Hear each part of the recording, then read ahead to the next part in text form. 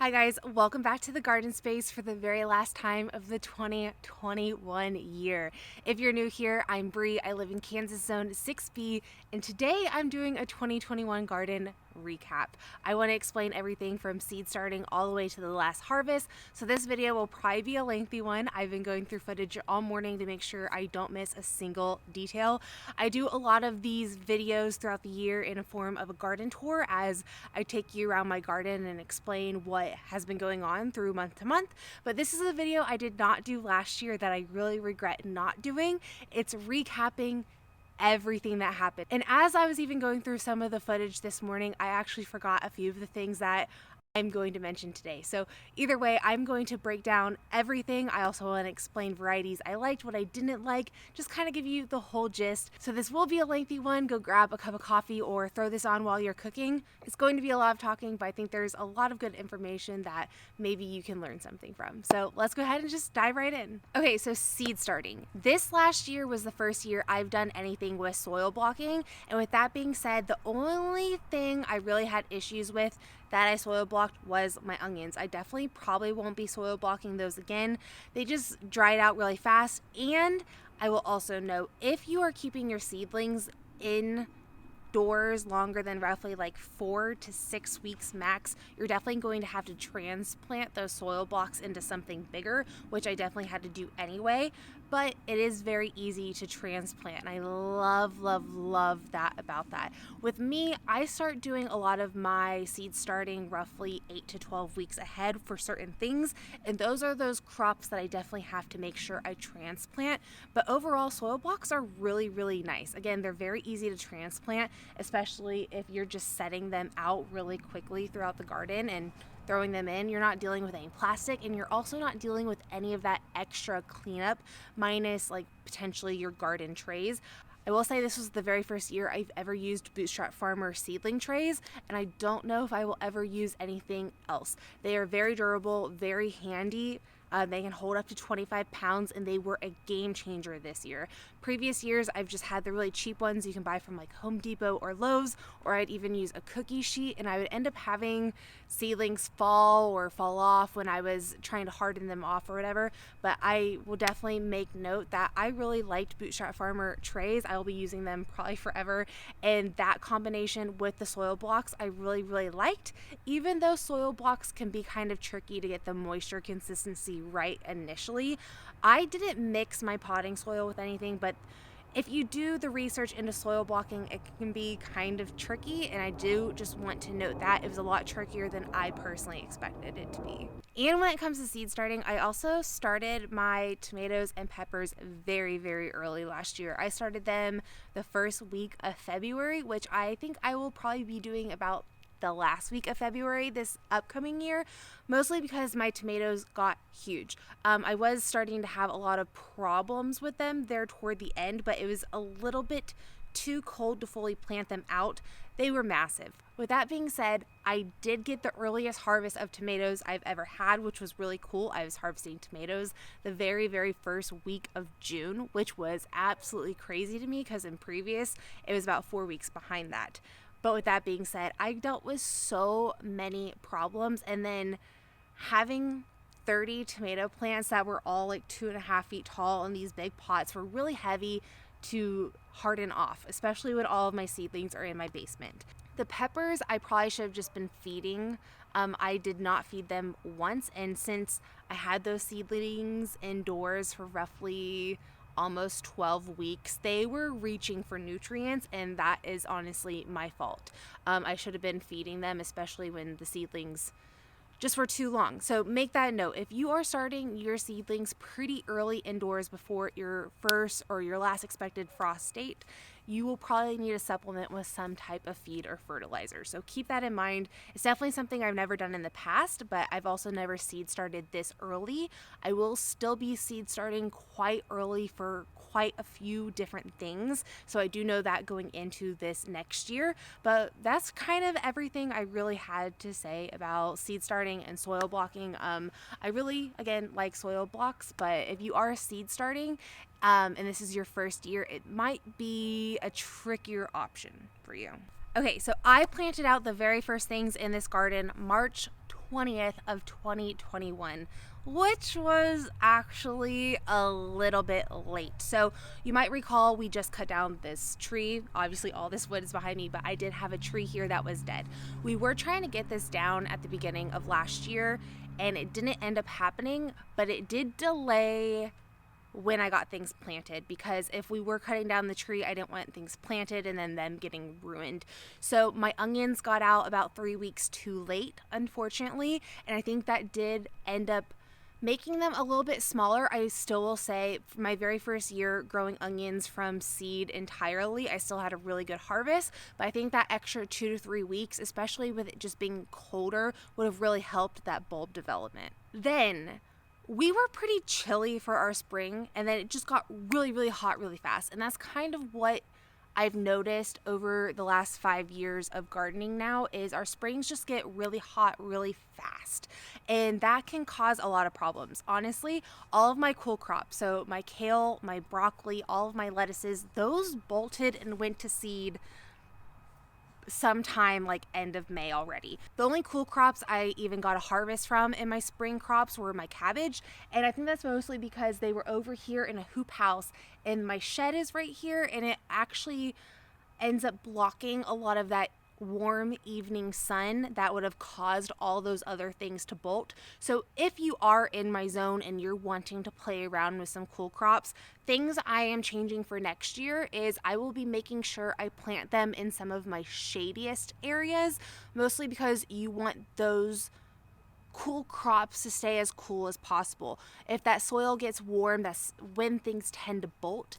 I had mostly everything in some of my sunniest areas, so I will make note of that. I didn't really get much cool crops at all, and I will not be planting out as much either. So since it gets so hot so fast, you kind of have to harvest everything all at once, unlike a fall garden where you can kind of harvest stuff over like a period of a few months. You can kind of just leave it out here.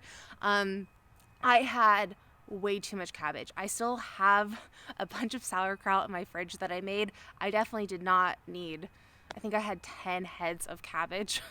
It was definitely far too much. So now we are getting into late spring and early summer, and as I said, we got pretty warm really fast, and then we also had a very, very wet spring and early summer. This caused so many problems. For a second there, I really thought my garden was not going to last a lot, because I had so many issues with blight, aphids, and spider mites. I could not get those 3 things under control, and then I had issues with rust with my sunflowers. What happened was, with any type of organic pesticide you use, I typically use neem most often. Those run off the moment they get wet. And what was happening is we were having rain every few days where I physically could not get on top of the problem no matter how hard I tried. It was a month straight where I was really thinking, I was like, I don't know what I'm doing wrong. This is a pest problem I've never dealt with before. And I think that's also just, I have an established garden now. Pests have kind of made their way throughout, and beneficial bugs have come their way throughout. I have some populations here, but the aphids and the mites were on a level this year. And then with the blight and the rust, I actually found out I added a tablespoon of apple cider vinegar to my neem oil. What I do is I put that in a gallon sprayer, and then I spray everything. Adding that little bit of apple cider vinegar made all the difference when it came to my fungal problems. So that apple cider vinegar will lay on the leaf, and it actually helps kind of diminish the fungal problem from spreading any further. That was a game changer. If I would have not done that, I would have probably lost all my sunflowers like the year before.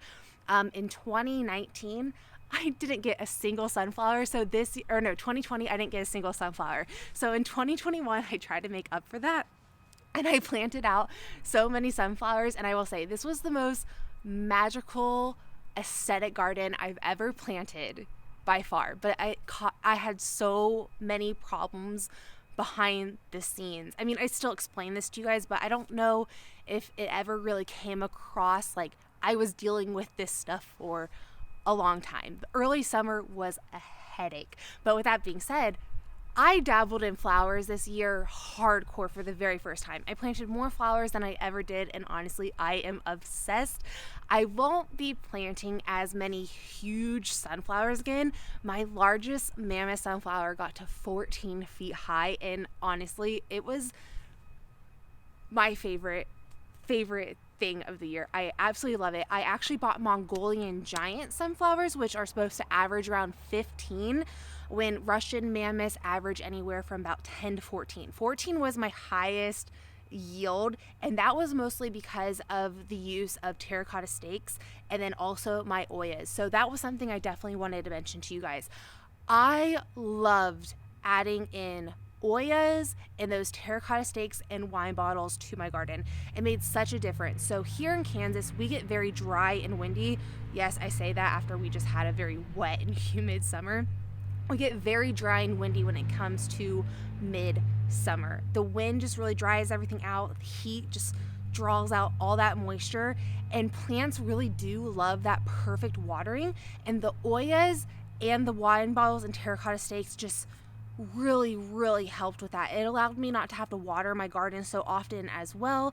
And speaking of oyas, I am now an affiliate of Grow Oya. So those little terracotta little pots that go inside my garden beds, those are that. I absolutely love them, and I think they made such a big difference. They are really cool, especially when it comes to lowering how much water you need throughout the season. If you're someone that travels a lot, definitely suggest it. You can go like 3 or 4 days in the hottest times of summer without having to refill them. So if you've been considering Grow Oya, I am now an affiliate. I have a discount code for you guys. If you're interested, you can get 5% off at checkout with code BRIE5. I will have that in the description box for you guys. But I kind of just got on a tangent there. So let's kind of rewind a little bit back to like beginning of June. So we were having all of this rain where it just caused so much inconsistent watering, going back to how plants love that perfect watering when it comes to the oyas and the terracotta stakes. All this kind of goes together. But we were having so much rain and such infrequently. Like we would have inches of rain and then go a few days and have more inches of rain. I had so much cracking on all of my early tomatoes. I really did not have many good Amish paste at all. Honestly, that variety for me did not perform at all, to where I don't know if I'm going to grow Amish paste at all. It was a terrible variety just because of all the cracking, because of all the inconsistent watering that I personally could not control. With that being said, the San Marzanos and the Romas really did handle that a lot better. But I noticed just with those heirloom varieties, they can be a little bit trickier. This was the very first year I was playing around with some indeterminate types, and honestly, I think I'm just a determinate tomato girl. I love a good bush tomato, mostly because a bush tomato over, so like a determinate tomato over an indeterminate, your indeterminates are going to continue to ripen and grow and continue to produce throughout the season. Most of the time with your determinates, you're getting majority of that bulk harvest at one time. Since I make most of my tomatoes into sauce, having that bulk harvest actually is quite handy, I will totally admit. I do like the functionality of an indeterminate, of just constantly having something to go harvest, but for my space and where I'm at now, I kind of just need to think production wise, especially since that's the whole goal behind my garden, is to not have to buy as much. I want to try to produce as much as I possibly can. I think determinants are going to be what I do moving forward. So even though I do want to play with some indeterminates still, I think I'm going to have majority of determinants. I did half and half this year. I will say I really liked the pink bumblebee cherry variety. I did as well. Those performed really well. I did have some cracking though. All of my tomatoes dealt with that cracking. If you have very inconsistent watering that you just can't handle, or if you're having that problem and you are the person causing it, you will notice. I also had a problem during that time span with blossom end rot, and most of the time blossom end rot is because of a nutrition deficiency, and that can be cause of too much water. There's so much run through that those roots aren't able to grasp all the nutrients. So if you're having a lot of rain and you're having those problems, it's probably a problem you really can't do anything about unless it just stops watering. So I just had a lot of issues when it came to that early or that late spring, early summer, mostly with my tomatoes, and then just dealing with blight and rust. This was the very first year, though, for garlic, and I will say I am so excited about garlic. This was my very first year, and now I have tripled the amount of garlic that I planted for the upcoming year. If you've never had homegrown garlic and you like garlic, I am telling you the flavor difference is completely worth it, and if you're not a gardener but you love garlic, you should very much consider growing garlic. That's how much that flavor is so good and worth it. And garlic is so hands off. So for example, I planted out all of my garlic end of October. I literally don't do much throughout this entire time span. I mulch it. For any reason we don't have a lot of rain and it's not super freezing, I will water them, but for the most part they stay moist, especially with that mulch and then it just not being hot and dry. Then comes spring. Once the ground is able to be worked again, you start fertilizing a handful of times with, I don't remember what it's called. I'll put it on the screen. I have it in my shed. You do that a handful of times every few weeks before harvest, and then you're done. Very easy crop. Very, very much enjoy it. I will state though, so since I live in zone 6B, we are right in this middle ground, and it kind of is weird when it comes to all alliums. So that is your garlic and your onions. So when it comes to garlic, everything I've read kind of states you can do hardneck and softneck, but I did plant some softneck last year and none of them ended up coming up or anything. We did have a very, very, very cold February, but so far we've had a very, very warm winter. I don't know. Our whole weather is just always kind of weird, but when it comes to the alliums, you kind of want to just kind of steer more toward the cautious side. So when it came to this year, I only planted out hard neck varieties of garlic. And then when it comes to my onions next year, I have indeterminate types of onions. So there's 3 types of onions, and this can be kind of tricky, especially if you are considering growing onion from seed. You need to look at where you grow in your zone and kind of see what type of onion does best for you. There's short day, long day, and indeterminate. And since we're kind of right here in the middle, I've read stuff that says you can get away with both. I try to stay mostly toward that indeterminate, but that was a note I did want to mention. I did grow Spanish yellow. Those did very, very well. I did red Cabernets as well, and I did have a handful of those that did fairly well, but that was the one thing I did want to note. So I did a lot of intercropping last year, and one thing I will not do in the upcoming years is intercrop anything with my onions. So where my red onions were at, my lettuce there grew just so fast. It ended up overshadowing my red onions to where I don't think my red onions got enough of that sunlight just because they were shadowed out by that lettuce. The lettuce grew so fast and then it bolted really fast, and then it was just one of those things. So I want to note that this upcoming year, I will not be intercropping my onions. I might throw something like on the side of the beds, but as far as like planting out like onion lettuce, I don't think I'll be doing that again because onions are so sensitive to the light, and that's how they grow bigger and they bulb. I don't think it's kind of worth my time to be intercropping like that. But this was the very first year I did a lot of mixing and matching and throwing different crops in with other crops, and I really, really liked that aesthetically and for pest control reasons. I will be doing more of that. I will say a garden plan is everything if you're doing a lot of intercropping and succession sowing. I did do a lot of succession sowing. Last year was my best year for succession sowing. I had something going constantly. I was constantly sowing seeds almost every single week. And I don't know if I would have been that successful if I didn't really have a game plan for my garden. I will be going into detail for my 2022 garden here in a few weeks. There's still a lot I need to do, finalizing exactly where I'm going to plant stuff. And my garden plan obviously did not go as planned for the entire year. I changed my plans constantly, but having that nice base at the beginning of the year made all the difference for all the successes I had throughout the rest of the year. One of the big fails I had this last year were all of my trellises. None of my trellises performed at all. So I ended up having a pretty bad cucumber beetle problem as well. I introduced a lot of heirloom varieties into my garden this year. Previously, I kind of did a lot of hybrids without knowing it. So I didn't know. This was only my second year growing cucumbers. And when I saw the cucumber beetles initially, I really didn't think much of it because there's only a handful. And in the previous year, I grew a hybrid variety that was resistant to cucumber beetles. So when they were around the plant, they didn't really affect the plant.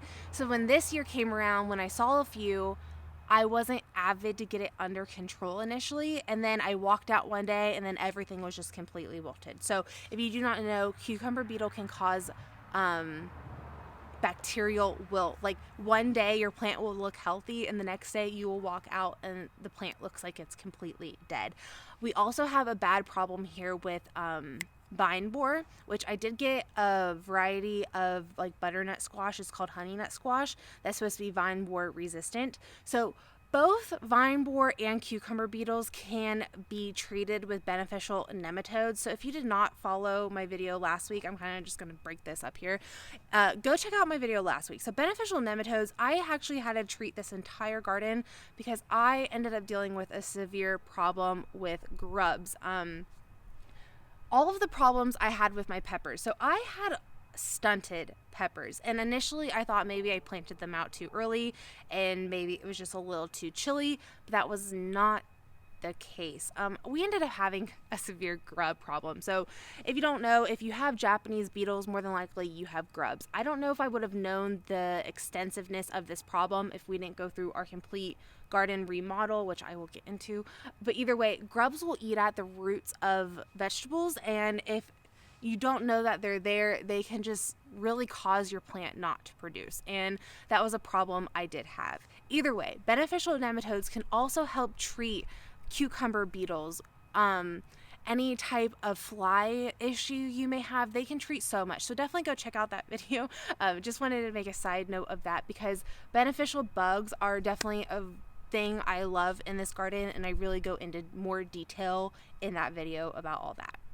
The loofahs I ended up pulling after they got germinated because they just germinated far too late. Since we had that really wet spring, germination on a lot of the things I went to direct sow just didn't do as well as they could have in certain areas. So I will be starting loofahs indoors, even though I did not start those indoors last year. Obviously this year my garden came to a standstill about mid-September, so we could go ahead and start on this entire garden remodel.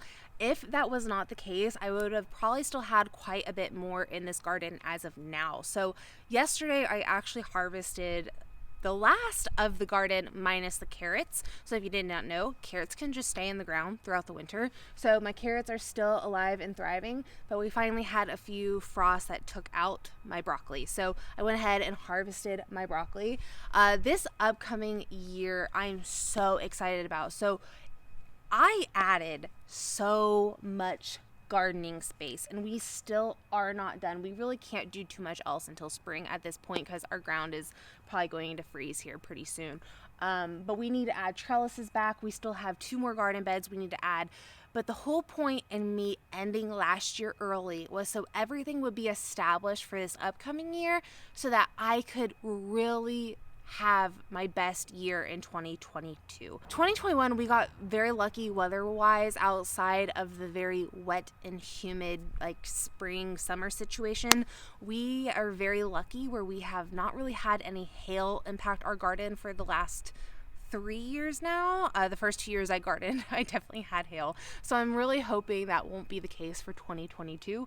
Kansas, you never know with our weather. And if you live here, you will definitely know that every year is something different and there's always a different struggle depending on the weather. So it definitely keeps you on your toes growing here. I wanted to mention 3 varieties that I absolutely loved that I will continue to grow. One being my Burgundy broccoli, so my purple broccoli. That was the only broccoli that actually has headed up for me ever. It was also very resistant. I ended up looking at the detailed description under botanical interest, and it is bred to be resistant. It is a hybrid variety. I really enjoyed growing that one. It did really well, and I think it would have done even better if I didn't end up transplanting it at the end of the year. So I did transplant a handful of cool crops across the garden because initially we weren't planning on doing this whole garden remodel, and then out of nowhere we realized we could add so much more space since we weren't going to be planning on moving anytime soon again. So we've been looking for a home for years now, and now with the housing market is just so crazy, we figured hunkering down and staying here will probably be our best option. So hence our super large garden remodel that kind of just happened out of the blue this year. And I do know, like, out of nowhere I did a garden tour and I was like, guess what, I'm ripping out the entire garden. But for the most part, 2021 was such a fun year. I shared so much with you guys. I'm so excited to go into 22 sharing even more. I really loved all my sunflowers and all my flowers. Like, oh, I love flowers. I love growing flowers. I really fell in love with zinnias this year. Oh, I'm getting into, okay, varieties I loved. Goldie Honey Bear sunflowers. Yes. If you love sunflowers, grow yourself some Goldie Honey Bear sunflowers. And then Chinese pink celery. All three of those are just really cool varieties. This year, I really wanted to branch out of my everyday norm. So a lot of tips I give new gardeners is grow the things you know you will eat, especially if you're starting out small. This year, I knew going into it, I wanted to grow varieties I've never grown before because it definitely makes gardening that much more exciting. Like, I've never had pink celery before. I've never had purple broccoli before. I've never seen like a fuzzy sunflower before, and it made going out to my garden every day very exciting. So I wanted to make that note at the very end. If you are an experienced gardener and you haven't dabbled into adding a new variety every year, something that just gets you really excited to, one, something you can't buy from the garden, or a flower variety that just looks super cool. It just makes you really excited to go out every day and do the hard things during the gardening year that you don't want to do, because we all experience that as well. We all hit a point at some point during the summer where we're just like, wow, this is a lot. And growing those things honestly just kind of make you have a reason to keep going, because it's really exciting to see those things grow that you don't often get to see. Either way, that's kind of the recap for the 2021 year. I will link the whole playlist if you guys want to go check out in more detail everything I talked about today. But this will be the last time you see the garden for this year. I'll see you guys all next week. Bye.